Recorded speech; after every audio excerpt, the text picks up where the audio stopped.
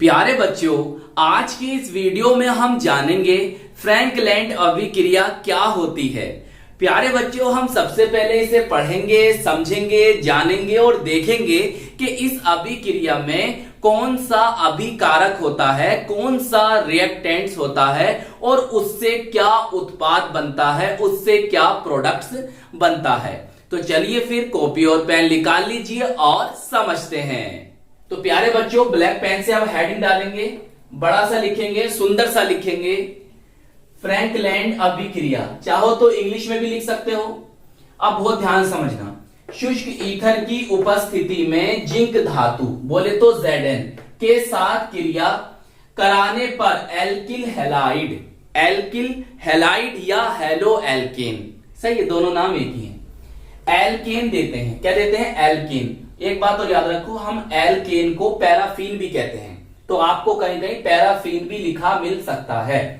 तो हमने क्या जाना सर? हमने जाना शुष्क ईथर की उपस्थिति में जिंक धातु के साथ क्रिया कराने पर एल्किल हैलाइड एल्केन देते हैं। इस अभिक्रिया को फ्रैंकलैंड अभिक्रिया कहते हैं।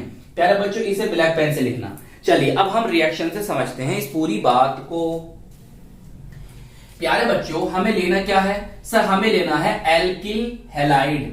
प्यारे बच्चों, एल्किल हैलाइड या हेलो एल्केन का सामान्य सूत्र होता है, जनरल फॉर्मूला होता है RX। सही, आई बताऊंगा और इसके बारे में। और हमें क्या लेना है सर? हमें लेना है जिंक धातु बोले तो Zn। प्यारे बच्चों, हम यहां पर इसके दो मॉलिक्यूल लेंगे, दो अणु लेंगे। सही, एक तो हमने ले लिया है और एक और ले लेते हैं यहां पर RX।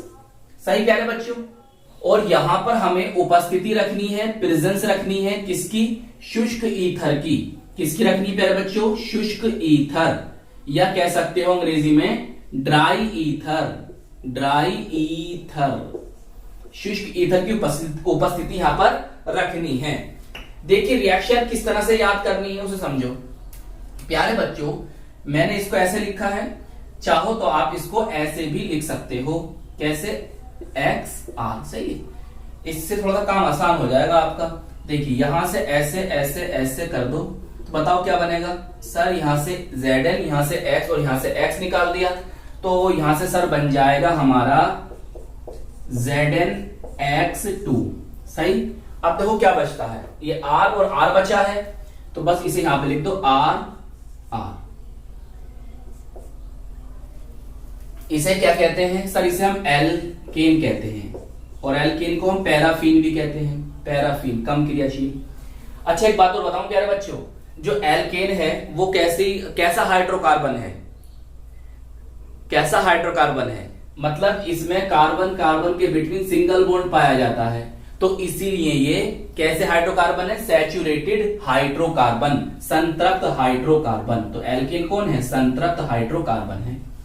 चलिए इनके नीचे भी नेम लिख दो। ये कौन था सर? ये था एल्किल हैलाइड।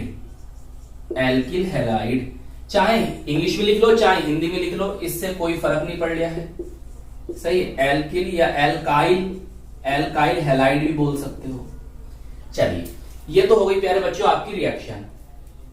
अब आपको देना है इसका उदाहरण। सही, उदाहरण देना है, उसे समझो। प्यारे बच्चों, यहां पर जो आप R देख रहे हो, R ऐसे लिख देता हूं मैं, जहां, या यहां करके लिख लो, जहां R क्या है? R प्यारे बच्चों एल्किल समूह है। क्या है प्यारे बच्चों? एल्किल समूह, या कह सकते हो एल्काइल ग्रुप। एल्किल समूह है। जैसे जैसे कोई उदाहरण, जैसे मैथिल, एथिल और आगे प्रोपिल, ब्यूटिल, ऐसे। सही है। अच्छा, और प्यारे बच्चों X क्या है? यही लिख दो नीचे। चलो यहां लिख देता हूं। X क्या है? X से प्यारे बच्चों हैलोजन। कौन है? हैलोजन होगा।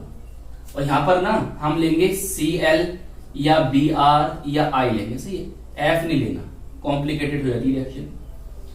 Cl Br I, ये हैलोजन। बताइए सब बात पता चल गई। चलिए अब प्यारे बच्चों हम R के स्थान पर ले रहे हैं CH3 को। चलिए CH3 ले लिया और इसके स्थान पर इनमें से कुछ भी ले लो। चलो हम Cl ले रहे हैं, Cl ले लिया। इसका नाम क्या होगा, मैथिल क्लोराइड। इसका नेम होगा प्यारे बच्चों मैथिल क्लोराइड। ये तो इसका सामान्य नाम या कॉमन नेम है। और आयुपेसी नेम होता है क्लोरोमीथेन या क्लोरोमेथेन, जैसा आप पढ़ते हैं। फिर हमें क्या करना है, Zn लेना है। फिर इसका एक तो ले लिया है हमने, एक और लेंगे मॉलिक्यूल CH3Cl। अब क्या होगा सर, शुष्क ईथर की उपस्थिति रखनी है। शुष्क ईथर बोले तो ड्राई ईथर, सही, शुष्क ईथर दिख रहा होगा, ये शुष्क ईथर की उपस्थिति रखनी है।